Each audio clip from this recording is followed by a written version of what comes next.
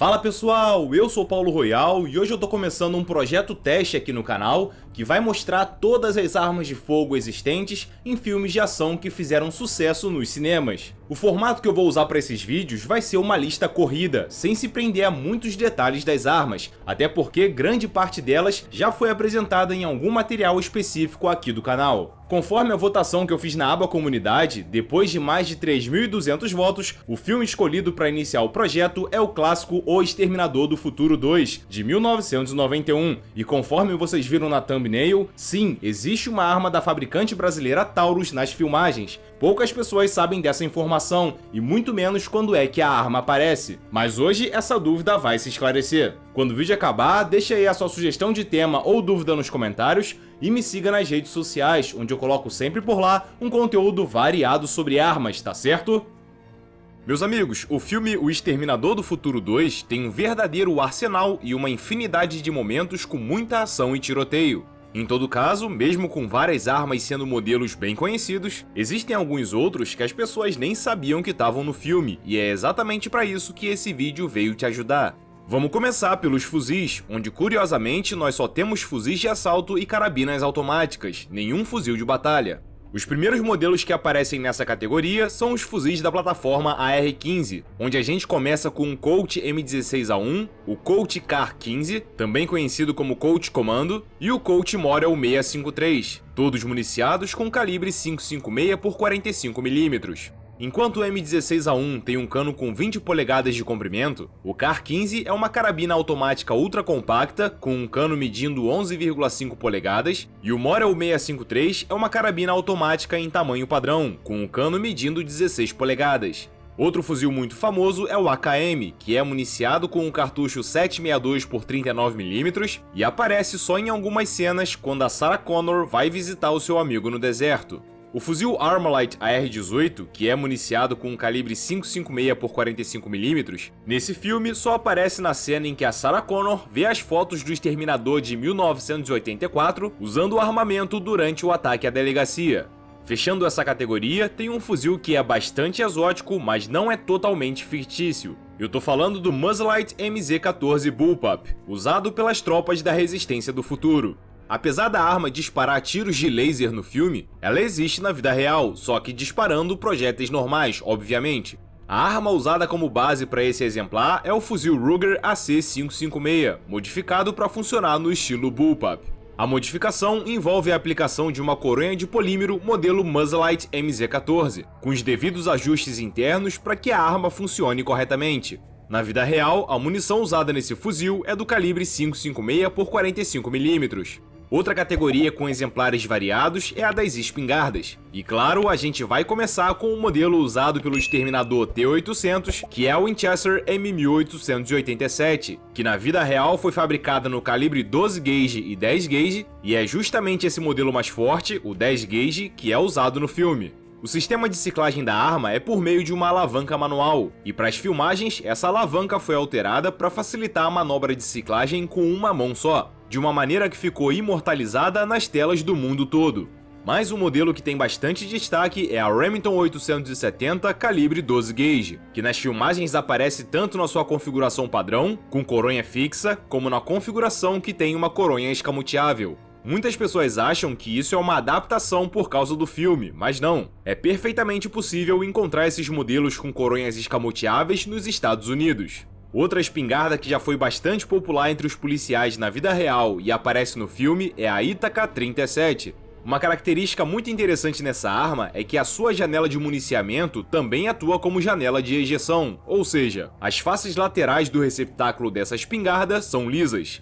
Outra espingarda é a Mossberg 590A1, que aparece no filme com a sua configuração retrô, tendo uma chapa protetora de calor do cano e um ponto de encaixe para uma baioneta, onde também pode ser conectada a um ponto frontal de uma bandoleira. Essa é a arma que Henrique, o amigo de Sarah Connor, aponta para ela quando ela chega no deserto.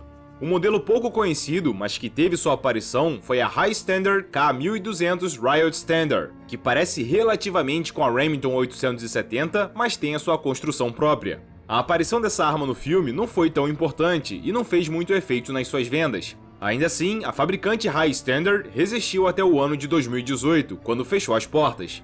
Uma espingarda que também aparece bem pouco é a Frank Spaz 15, usada pelos soldados da Resistência do Futuro e modificada no filme para disparar tiros de laser, assim como o fuzil MZ-14 Bullpup. Mais uma arma que aparece rapidamente é a Frank Spaz 12, que igual ao Armalite AR-18, no segundo filme da franquia, aparece nas fotos do ataque à delegacia mostradas para Sarah Connor. Pessoal, eu quero lembrar para vocês que esse canal é parceiro da Amazon Brasil e clicando no link especial que tem aqui na descrição ou ativando o QR Code que está aparecendo aqui na tela, você vai ter acesso a uma seção específica do site contendo as maiores promoções da loja, com produtos com descontos que podem passar de 60%. Todos os itens são novos, lacrados, com garantia e parcelamento sem juros, então vale a pena vocês passarem lá para conferir as promoções, tá certo? Agora vamos voltar pro vídeo. Agora falando dos lançadores de granadas, só 2 modelos aparecem no filme. O primeiro é o clássico M79, fabricado pela US Army Springfield Armory. Nesse caso, não estamos falando da empresa privada Springfield Armory Incorporated, fundada em 1974, mas sim do arsenal estatal americano que produziu armas de 1777 até 1968. O M79 aparece em várias cenas importantes do filme, e as granadas usadas são as explosivas comuns, ou seja, o tipo HE, uma sigla referente a High Explosive. Já o outro lançador é bem raro, chamado Hawk MM1, produzido pela Hawk Engineering Company. Esse é um lançador do tipo revólver, que assim como o M79, dispara granadas de baixa velocidade calibre 40 por 46 mm. No filme, ela é usada somente para disparar granadas de gás lacrimogênio, mas pode usar as granadas explosivas comuns e as menos letais também. A capacidade desse lançador é de 12 granadas. O único lançador de foguetes que aparece no filme é o M72 LOL, calibre 66mm, que é exibido num lote com 10 unidades assim que o T-800 abre a tampa do arsenal subterrâneo no deserto. Essa arma se encaixaria em muitos momentos de combate no filme, mas não viu nenhuma ação. Já o único lançador de mísseis antiaéreos que aparece é o norte-americano FM-43 Red-Eye, calibre 70mm. Ele é usado pelas tropas da Resistência do Futuro para derrubar uma aeronave da Skynet. O mais curioso aqui é que preferiram usar um armamento mais antigo que o FM-92 Stinger, sendo que no período que o filme foi gravado, o Stinger já tinha sido adotado há 10 anos pelo exército americano, e teoricamente seria a escolha mais lógica a ser feita para o filme. Bom, agora chegou a hora da gente falar sobre as pistolas, começando pelo modelo da plataforma 1911, que nesse filme é um exemplar customizado e que aparece em diversas cenas. O calibre usado nesse modelo específico é o 9x19mm, já que os cartuchos de feixim calibre 45 ACP não estavam fazendo a arma ciclar direito durante as filmagens. O ferrolho dela é do modelo Colt Series 70, que é uma versão melhorada da Colt Government. Já a armação é da fabricante americana Titonic Defense, que vem com um trabalho de texturização diferenciado nas talas de empunhadura e na face frontal e traseira da empunhadura de gatilho. Ainda assim, na cena em que o exterminador T-800 atira nas 2 pernas do guarda na entrada do hospital psiquiátrico, a arma que o guarda deixa cair no chão é uma Colt M1911A1 com acabamento niquelado.